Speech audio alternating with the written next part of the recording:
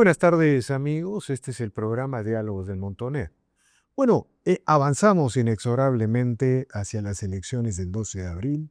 Estamos a menos de 2 semanas. Parece un milagro, a pesar de la crisis política que se ha acumulado, la perpetua crisis política. 8 jefes de Estado, una vacancia a semanas de las elecciones, un gabinete en medio de unas elecciones que no tiene la confianza del legislativo. Es decir, un país sin gobierno, pero que avanza a las elecciones. Digamos, algún día los científicos sociales tendrán que echarle una mirada a estos asuntos. El Perú está demostrando una resiliencia extraordinaria. Algo parecido sucede en su economía. Y a pesar de la perpetua crisis de los políticos, de la clase política, este país no se disuelve. Algunos dirían todavía. Yo creo que no se va a disolver porque de alguna manera el 12 de abril va a haber un voto con sentido común. ¿Qué significa con sentido común? Que la gente va a votar mejor con respecto a las ofertas electorales. Lo de Castillo es un gran aprendizaje, es un gran trauma nacional. Elegimos al peor, al menos preparado en toda la historia republicana, al candidato que anunciaba todos los despropósitos, porque la sociedad se enfermó. Bueno, creo que eso no va a volver a pasar ahora y necesitamos reflexionar, profundizar sobre estos temas. Y el día de hoy hemos convocado a Alfredo Barnechea, escritor, ensayista intelectual de enorme importancia, gravedad aquí en el país, ex candidato presidencial, quien también ha tenido la gentileza de aceptar esta conversación. Buenas tardes, señor Barnechea, gracias por la conversación. Es un placer estar aquí. Tú dices que es candidato presidencial porque en esta subida ha podido estar. Bueno, me refería a eso, ¿no? Pero también a las elecciones pasadas. El 16. Bueno, no soy candidato ahora porque 3 de los 5 miembros del Jurado Nacional de Elecciones cometieron delitos. Cometieron lo que se llama en el derecho el prevaricato. Es decir, violaron la ley y de una manera ilegal, inconstitucional y además estúpida. No solamente eliminaron unas cuantas mesas o hicieron algunas modificaciones, sino excluyeron completamente a un partido histórico como Acción Popular. Hemos hecho las denuncias ante la Junta Nacional de Justicia, ante el Congreso, y vamos a hacer una demanda penal contra ellos porque han hecho prevaricato y han impedido que Acción Popular, que seguramente estaría hoy día encabezando las encuestas, creo yo, participamos en las elecciones, ¿no? Eso realmente ha sido un atropello el que un tal Burneo, Ernesto Torres, y el otro se llama Ramírez Chávarri. Son los 3 que votaron y excluyeron a Acción Popular de una manera realmente ilegal. Y digamos, No hay manera de castigarlos, porque siguen ahí sentados tan panchos en sus puestos. Pero eso sí, 16 días después de excluirnos a nosotros el 13 de diciembre, somos el único partido excluido, ¿eh? El único. El partido histórico de Acción Popular. no conozco el procedimiento electoral, digamos, no me puedo pronunciar, pero ¿qué trasfondo político cree usted que haya? No tengo la menor idea. Me es un misterio porque nosotros somos un partido histórico de 70 años que 3 veces trajo la democracia al Perú, 2 veces como gobierno de la UNA, nos acompañaba al final de Fujimorato. No veo por qué tenían que excluirnos del. Y digamos, un poco Lo que es terrible, y con eso termino, es que el sistema institucional peruano impide un castigo de estos y ellos van a pagar por esos delitos. Yo me voy a demorar en llevarlos a que los condenen, pero los vamos a meter a juicio de todas maneras. Sé que esos juicios van a demorar, pero realmente cometieron un acto de prevaricato excluyendo a Acción Popular de manera absolutamente absurda y privando, Víctor Andrés, esencialmente al país del gran partido del centro, que es lo que no hay en estas elecciones.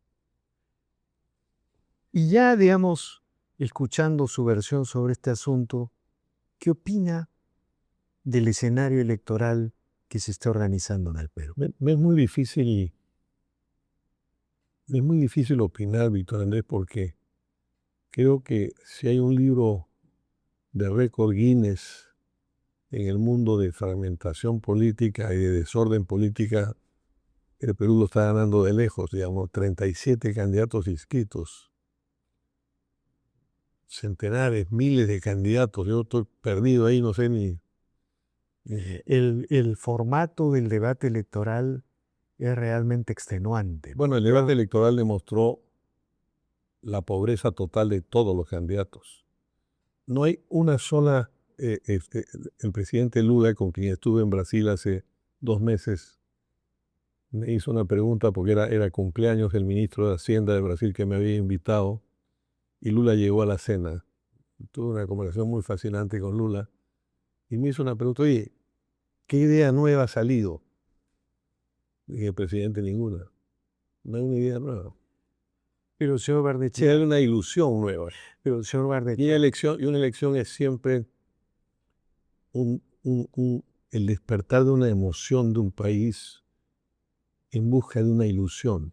claro, pero es bien difícil imaginar algo así en esta elección, 35 candidatos con este formato, con la endémica crisis de los partidos y los políticos, 8 presidentes, debieron haber 2, un gabinete sin confianza legislativa en medio de las elecciones. Es bien difícil imaginar una esperanza, una apuesta, pero yo creo que el Perú sí está en una disyuntiva. O elige más o menos. Escúchame, acabo de estar leyendo ayer un libro en que estoy leyendo varios libros, así que no recuerdo en cuál, pero sí,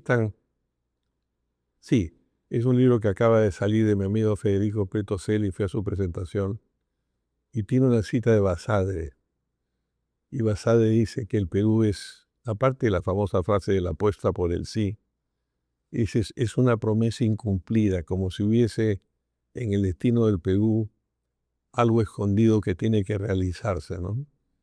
Y quizá ese destino incumplido, ese destino incierto, pero que está en las entrañas de Perú, es lo que sostiene a este país, porque hay además una división muy clara entre la economía y la política, ¿no? La economía funciona, pero funciona a medias, porque Perú tendría que estar funcionando Yo quiero hablar sobre eso, pero antes déjeme preguntarle algo, señor Bardiche. El Perú está en una disyuntiva. O se mantiene donde está y avanza un poco, no digamos, yo creo que lo noto cargado de pesimismo, ¿no? ¿Yo pesimista? Bueno, en la primera parte. No, yo soy un gran optimista. A ver, o sea, aclaremos pues. Mire, el Perú está en un momento en que se mantiene y avanza hacia adelante o involuciona. Involuciona incluso hasta el Estado fallido, la disolución. Entonces, en esta campaña electoral, si bien es cierto, usted me dice que no hay alternativas, al menos deberíamos tener una idea de qué no debe suceder. Y le pregunto, ¿qué cosa no debería suceder? Yo creo que lo que no debe suceder es algo que es lo que va a suceder. El Perú hoy es un país ingobernable. O sea, la economía va por un lado, crece 3,5%. Estamos exportando 85.000, 90.000, 75.000 millones de dólares. Tenemos reservas internacionales. Podríamos ser, si hubiera política y si hubiera un presidente con una visión, que es lo que creo que yo hubiera aportado al país, podríamos poner en funcionamiento todos los yacimientos de cobre y ser el país productor número 1 de cobre del mundo, de gran metal del futuro. O sea, el Perú tiene un gran futuro, un futuro pero extraordinario. Ten en cuenta que nosotros estamos colocados en un lugar estratégico del mundo. Estamos colocados en el centro de la cornisa andina que recorre todo Sudamérica. Y tenemos detrás a Brasil, que es el 5.º país de la Tierra en tamaño y en población, y al frente tenemos el Pacífico, donde está hoy día el 54% del Producto Bruto del mundo. Solamente el intercambio logístico e industrial entre los dos potenciaría brutalmente este país. Te podría dar miles de ejemplos que como presidente iba a hacer. Pero Lo vamos a conversar, pero dígame, se lo planteo más en términos concretos. El Perú no debería repetir la idea de un nuevo Castillo. El peor presidente, el peor candidato. Castillo fue un fenómeno rarísimo que salió de la nada. se puso un sombrerito, simbolizó eso, simbolizó algo. El antisistema, detrás había el antisistema. Quizá simbolizó el castigo a la marginación social. No lo sé, alguien tendrá que estudiar eso, yo no lo he hecho. Pero él era tres cosas. Era primero un hombre ligado a Sendero Luminoso, segundo era un inepto y tercero era un ladrón. Oye, tres características bien difíciles de combinar. Pero otro responsable muy grande de esta crisis es Vizcarra, que es el que desordenó todo este sistema político. Todo el sistema político que tenemos hoy día 35 es candidatos. producto de Vizcarra y de sus grandes asesores como Tuesta, ¿no? Que se queden grandes sociólogos, unos ignorantes que tendrían que volver, tenía que volver no a una escuela política, sino a kindergarten, ¿no? Han destrozado y han desordenado este país, que hace que no haya lo que no hay, Víctor Andrés, en el Perú es representación política. El Perú tendría que tener 4 o 5 grandes corrientes políticas máximo. Una partidocracia, diría yo. Un gobierno de partidos, porque es a través de los partidos, a través de lo cual la ciudadanía se organiza y participa en todas partes del mundo. En eso consisten los partidos. Fíjate que los fundadores de la independencia americana, los founding fathers, los padres fundadores, no querían partidos. Pero muy poco, inmediatamente, apenas electo, pasado el primer gobierno de Washington y de Adams, Jefferson y Madison organizan el partido lo que era en ese momento el Partido Republicano, después se cambian de nombre, ¿no? Y terminan siendo eso el Partido Demócrata. Pero se dan cuenta que necesitan los partidos son indispensables para la vida política. Pero grandes partidos, pero resulta que el único partido histórico a que han eliminado es al nuestro. Es una cosa, y han permitido, después de eliminados el 13 de diciembre, el 29 de diciembre, por ejemplo, mandaron al Juzgado Departamental de Elecciones, que es donde debimos ir nosotros, al APRA, bueno, es un partido histórico, pero han anulado una serie de resoluciones suyas para permitir que un partido que se llama Primero la Gente entre. ¿Qué partidos son esos? El Perú necesita organizarse políticamente. Quizá una alternativa en la que estoy pensando es una gran coalición de movimientos regionales que puedan constituirse de luego en un gran partido nacional. Pero por otro lado, estos movimientos regionales representan todo el fracaso de la descentralización. Estos, pero puede haber otros, y que juntos pueden hacer una gran federación del centro, pueden hacer una gran coalición con un programa nacional y con un candidato. Ahora, para ganar una elección, Víctor Andrés, como dice mi amigo José María Aznar, se necesitan 3 cosas. Un partido, un programa, un líder. Y si esos movimientos regionales logran cuajar y aceptar un liderazgo y aceptar un programa nacional, puedan ser satélites muy interesantes en un futuro. Estoy pensando en eso, que creo que puede ser una solución interesante que logre, y con esto termino, resolver el problema de esta descentralización manqué, como dicen los verdaderos, coja. No es solamente coja, señor Barnechea. Y yo le comento un dato, el 2019 se proyectó hasta el 2023, toda una brecha en miles de millones de dólares para resolver el problema del agua, desagüe, escuela, posta médica, carretera. 2019 al 2023. Del 2019 al 2025 se ha gastado casi el 160% esa brecha. Y el agua y el desagüe sigue aumentando, el déficit de agua y desagüe de los más pobres. Entonces, una regionalización que no funciona. La plata se va como por un caño. Lo que no funciona en el Perú, a ver, el Perú no es una nación fallida. Es un Estado fallido. Es un Estado fallido. O digamos un proyecto o algo que avance. Es un Estado fallido. Entonces, y esto es lo que tenemos que cambiar. El problema del Perú no es económico. El Perú es uno de los grandes países de América Latina. En América Latina hay muy pocos países importantes. Obviamente Brasil es uno. Sin duda el segundo, que tiene 8,5 millones de kilómetros cuadrados. Sin duda el otro es Argentina con 2,700,000. Y el tercero es el Perú. México. Ah, bueno, más arriba. México. Y luego diría que Colombia y Perú, ¿no? Por supuesto todos los países son respetables y valen. Pero esos son los 5 países. Y una alianza de estos 5 países, en alianza con Europa y con la India, podría ser una gran alternativa al desorden mundial que hoy hay en donde estamos enfrentados a un déspota milenario como Xi Jinping y a un orate como Trump. Es decir, hoy día el mundo está en un desorden ¿Usted total. no cree que hay un choque de civilizaciones en el mundo?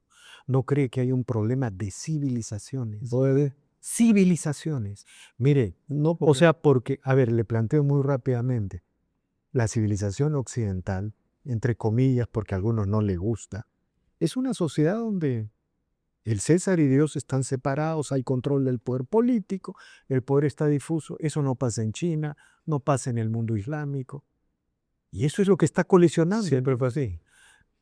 Ok, pero hay un momento en que una Lo que civilización... pasa es que la diferencia es la siguiente. Déjame que te Hay un momento en que una déjame civilización... déjame te interrumpa. Y es que desde el final de la Segunda Guerra Mundial, cuando Estados Unidos termina la Segunda Guerra Mundial siendo la economía que tenía la mitad del Producto Bruto del mundo, se crea una de las grandes cosas que es la Alianza Atlántica. Se crea la OTAN, se crea el Plan Marshall y Europa resurge. Hoy día uno de los problemas que tenemos es Europa. Europa ha caído del 25% del Producto Bruto al 15%. Yo creo mucho en que, espero que Europa se pueda reconstruir y que pueda haber una gran alianza de Europa con los países de América Latina. Y eso es que estamos divididos y unidos por el Atlántico. Y esa gran alianza atlántica sea la que, junto con la India, que es la vieja civilización, la única civilización que puede competir con ¿Y China. por qué no le gusta Estados Unidos?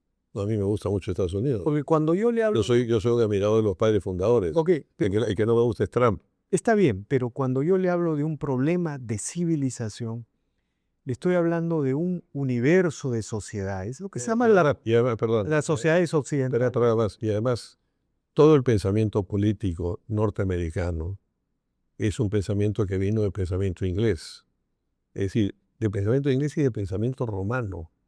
Todos los grandes fundadores de los Estados Unidos, Franklin, Thomas Jefferson, Washington, Adams, Madison, leían a los romanos, leían a Tácito, leían a Tito Livio. La gente se ha olvidado de eso. Y leían a Locke y a Hobbes. Y es eso lo que crea el pensamiento atlántico. Y ese pensamiento atlántico es el que hizo el gran periodo de prosperidad de la historia del mundo. Que fue el periodo de lo que un economista francés en un libro muy famoso llamó Les 30 Glorieuses, los 30 gloriosos, que van de 1945 a los choques petroleros. Tenemos que reconstruir ese gran pensamiento atlántico, pero para eso tenemos que unirnos en América Latina entre nosotros. Estuve hablando de eso con el presidente Lula y curiosamente el presidente Lula me agarró al final, me jaló y me dijo, quiero que sepas que yo estoy de acuerdo contigo. Cosa que me sorprendió porque yo soy amigo más bien de Fernando Enrique Cardoso que de Lula, pero me sorprendió que Lula me dijera eso. Y China, y la India. La India que en el largo plazo, hay un libro muy importante que acaba de sacar Tony Blair sobre sus experiencias como ex primer ministro, no como primer ministro, como En el largo plazo tiene mucho más que China, la India que la China. Incluso demográficamente. Entonces, demográficamente, tecnológicamente, y representa una civilización, y representa, con esto termino, y representa una civilización democrática. Es verdad. Ahora, En lo que nosotros no podemos ser, es que el Perú, pero quiero terminar con algo. Lo que el Perú, y voy a decir algo que no es políticamente correcto y que me va a poner en contra muchas veces, lo que el Perú no puede ser es un satélite de China, ¿no? de acuerdo, me parece muy bien ese final, porque sabe que cualquiera sea el tema que discutamos, si el día de hoy no ponemos el tema de las civilizaciones que ha resurgido con una fuerza y que es parte de la historia universal. Discutir aranceles sin el problema civilizatorio está bien y está mal a la vez.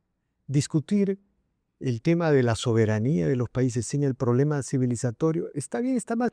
Discutir el problema de Israel en el Medio Oriente sin el problema de civilizaciones está mal, está bien. Discutir el cristianismo sin el problema de civilizaciones está mal, está bien. Entonces, el gran problema de los políticos hispanoamericanos y de Perú es que nos olvidamos de esa variable que ha atravesado toda nuestra historia. Y que además nosotros representamos, esto me permite terminar quizá, quiero terminar con dos ideas.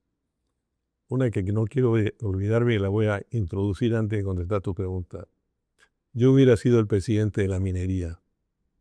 Este país necesita levantar la minería. Tenemos que ser el gran país minero de América Latina.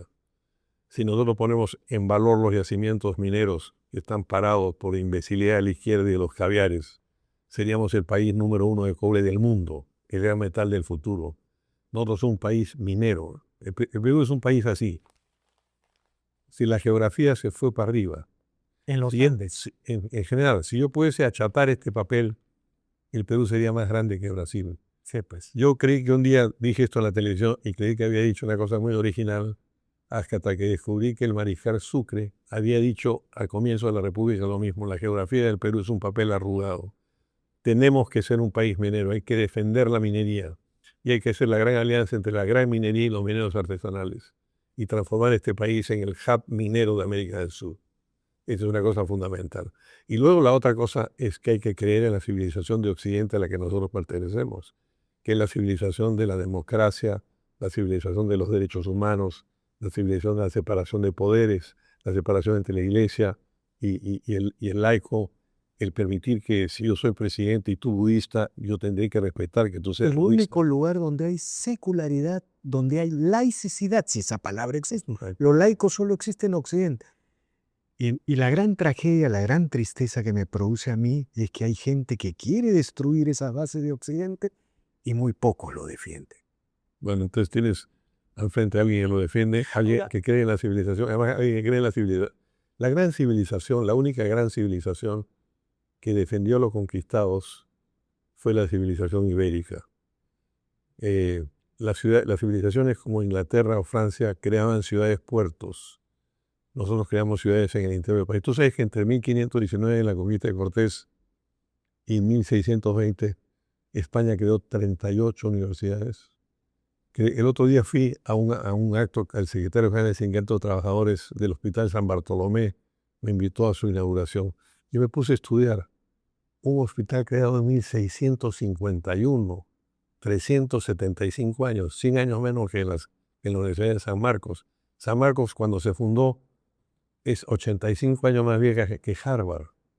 Cuando expulsan a los jesuitas en 1767 del Colegio de San Pablo, que está donde está la iglesia de San Pedro de Lima, su biblioteca tenía 40.000 volúmenes. ¿Sabes cuántos tenía en la Universidad de Harvard su biblioteca?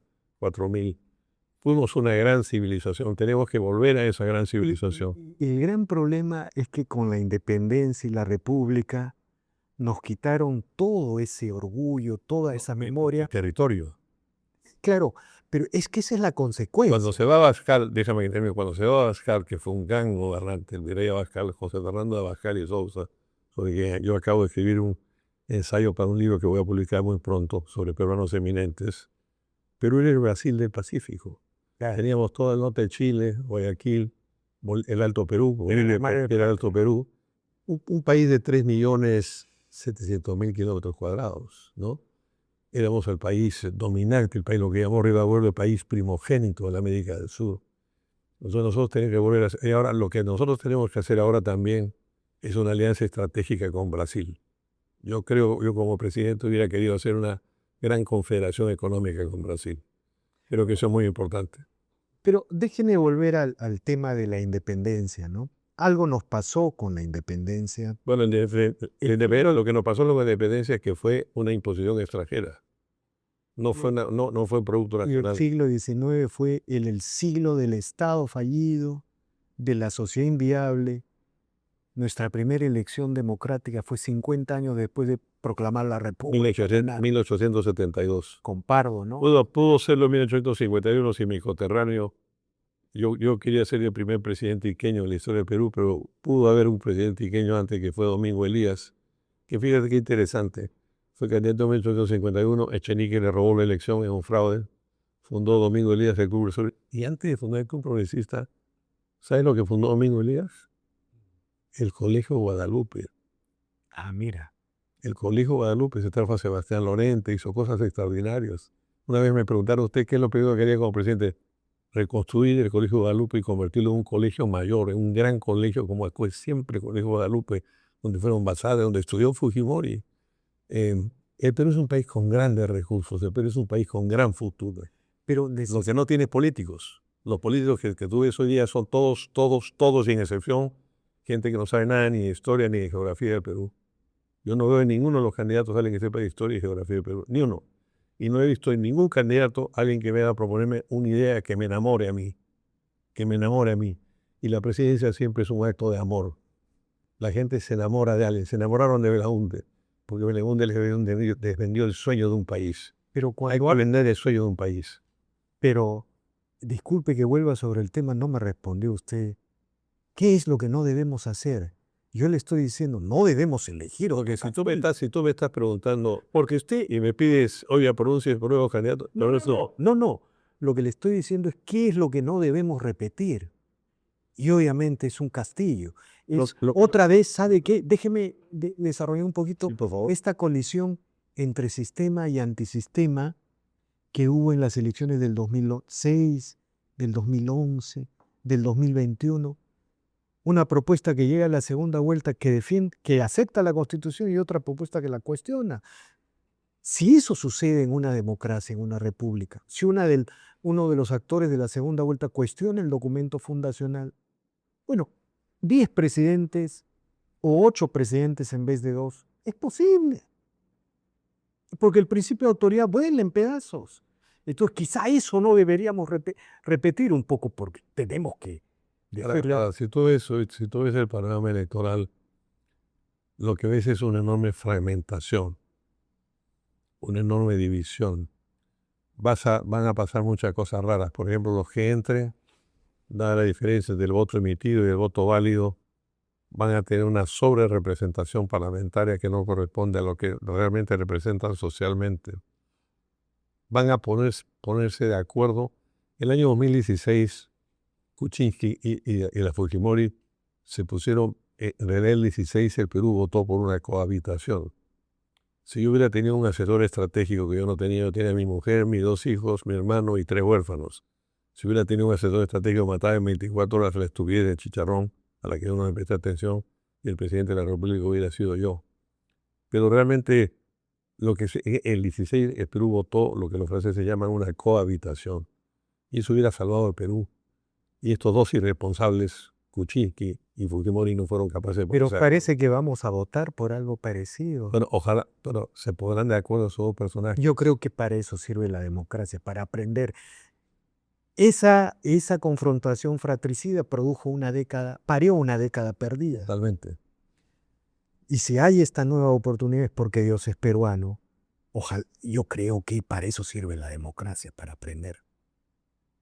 Sí, la democracia es el gran sistema de aprendizaje, de corrección de los errores, de defensa de las minorías. Es una cosa muy importante también. Ahora, veo un gran desorden, ¿no? Tú viste los debates y fue una cosa clamorosamente pobre, ¿no? Sin ideas, sin ninguna idea importante. Parecía una... Entonces, es muy difícil votar en esta elección, ¿no? Ahora, déjeme volver a mirar el futuro. ¿Por qué cuando yo lo escucho noto un pesimismo bien marcado, bien subrayado, pero a la vez una enorme... ¿Pesimismo por qué? No, en la descripción de los hechos, ¿no? Es que no es pesimismo, sino realismo. Ok. Pero por otro lado... Pero escúchame, pesimismo le llamas tú al realismo de la mediocridad política que tenemos ahora. Está bien, es una manera... Pero al mismo tiempo ahora he visto yo el optimismo profundo. Sí. Eso quería preguntarle. Cuando yo a veces lo escucho, siento que usted está hablando de que el Perú en el siglo XXI puede llegar a ser lo que alguna vez fue en el virreinato, esa potencia y ese actor del mundo. Sin duda ninguna. Explíquenos esta imagen que es muy importante, creo, para... Bueno, te acabo de decir una. Es decir, nuestra situación geoestratégica, parados en la cornisa andina, e intermediarios entre Brasil y el Pacífico. Y solo eso ya te da una potencia absolutamente brutal. Segundo, diversidad de recursos que son además recursos de futuro. El cobre no es un mineral para mañana, es un mineral para los próximos 30 años. Así es. Y la demanda se va más que duplicar. No solo eso, la demanda está siendo hoy la demanda mucho mayor que la oferta ya en los próximos 3 o 4 años, no dentro de 30. La posibilidad de que nosotros podamos industrializar la minería, cosa de la que nadie habla, industrializar la minería, avanzar en la industrialización de la minería, también podemos hacerlo. Volver a promover la agroexportación, no con esas leyes estúpidas que han afectado a la agroexportación. Yo he leído muchos otros textos defendiendo la agroexportación. Tenemos que volver a la agroexportación. Por ejemplo, te pongo un ejemplo. El Cetico de Paita tiene 996 hectáreas. Deben usarse hoy día, la última vez que lo estudié, se usaban 18 hectáreas. Sí, le faltaba agua, le falta un aeropuerto que no tiene que ser ese mamotreto que han hecho los alemanes en el Callao, sino un aeropuerto sencillo para conectarnos con Manaos y ser un intermediario de Manaos con el Asia, por ejemplo. Si tú pudieras hacer en mi región, en la región de Ica y Huancazanco, que es Ayacucho y Huancavelica, una gran hibridación, tú vas a poder llegar 218.115 hectáreas, 109.000 en Naja y 108.000 en Carabelí. Convertir el puerto de Marcona en el primer puerto de contenedores de Sudamérica. ¿Quieres que te siga poniendo ejemplo de todo lo que se puede hacer? Yo como presidente de derecho, y todo eso lo hubiera hecho en menos de 5 años. ¿Y va a seguir usted peleando por su carrera política? Sin duda ninguna. ¿Lo veremos en una nueva elección presidencial? Bueno, si me da el físico, así que yo de aquí salgo a hacer entrenamiento físico con un personal trainer que me destroza cada vez que me ve, pero sí, porque yo creo que tengo las ideas para gobernar el Perú. Yo tenía un programa que iba a hacer las 100 propuestas del cambio. Hemos sido injusta e ilegalmente excluidos por 3 sinvergüenzas del Jurado Nacional de Elecciones que en cualquier país del mundo estarían inhabilitados y probablemente presos. Ahora, finalmente quiero preguntarle por algo. ¿Cuánta falta hacen los viejos políticos, ¿no? O sea, un Fernando Belaúnde, incluso un propio Alan García, ¿no es cierto? ¿Cómo llenarían los vacíos? Bueno, o si me hubiera permitido a mí hablar y estar yo en la campaña, una persona que conoce la historia del Perú y la geografía del Perú, pero justamente a ese tipo de políticos es a los que nos han excluido. Obviamente, en esta elección, si nos hubiéramos enfrentado, Alan y yo, le hubiéramos podido dar clase de historia a los votantes. ¿Se hubiera enfrentado usted a Alan? Bueno, porque si, mire, hagamos, ¿cómo se llama? Una ucronía se llama. Sí. Es decir, si Alan estuviera vivo, no hubiera padecido esa persecución. Y es persecución inaceptable, producto de unos fiscales sinvergüenzas que no han hecho nada y que se convirtieron, sin embargo, en unos años en los héroes del Perú. Lo llevaron a Madrid a una celebración que hizo la Fundación de Vargas Llosa, como si Vela fuera el gran héroe. No han hecho nada. Son unos sinvergüenzas. Ahora, si Alan estuviera el día de hoy vivo, sería un candidato presidencial incuestionable. Y no solo incuestionable, sino que si él y yo nos hubiéramos enfrentado, hubiera sido muy bonito, porque aparte que éramos muy amigos personales, hubiera sido un enfrentamiento de ideas y de conocimiento del Perú, que es lo que no hay ahora. Pero yo creo que usted lo pensaba 2 veces, para enfrentarse a esa maquinaria. Perdóname, yo me enfrenté y le gané. Yo el 16 le gané a García. ¿Verdad? Sí. No, a mí no me pongas, yo no tengo temor a nadie, yo me enfrento a todo el mundo. Yo sería candidato y yo le ganaba a García. Pero lo cual no deja de reconocer, y lo digo ahora con mucha pena, García era otro lote. García era un personaje. Como otro lote era Belaúnde. Y estás hablando de los. Yo soy el único, probablemente hoy día, esto que voy a decir no es una fanfarronería, sino es una realidad. Yo tengo el privilegio, creo, de ser hoy día el único peruano vivo, porque muertos debe haber algunos, que fui íntimo amigo de los 2 grandes líderes opositores del siglo XX. Yo fui amigo de Haya y de Belaúnde. Yo hablé a fondo con los 2.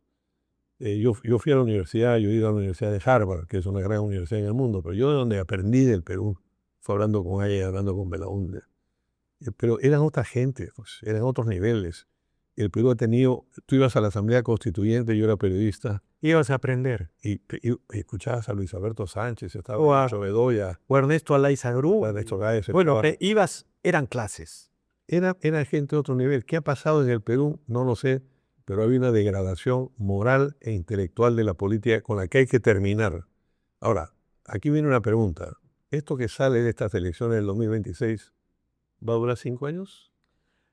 O el Perú necesita, y esto es una idea importante, o estamos en una situación de crisis tal del Perú que la crisis todavía tiene que profundizarse más. No, es que yo sí creo que Y en esa profundización, cuando se profundice más, desde ese abismo saldrá la reconstrucción del país. yo sí creo que si pasan dos centroderechas, el Perú va a crear un nuevo momento político. Esa es mi impresión. Pero en fin, eso... Sí, pero esos dos líderes de centro derecha, No, sobre todo... pero vamos a ver claramente, pues, esos líderes de centro derecha, tú me acabas de hablar de Ayer y de Belaúnde. no, pues hay distancias, ¿no? Hay distancias. Es que eso es lo que tienes que decir.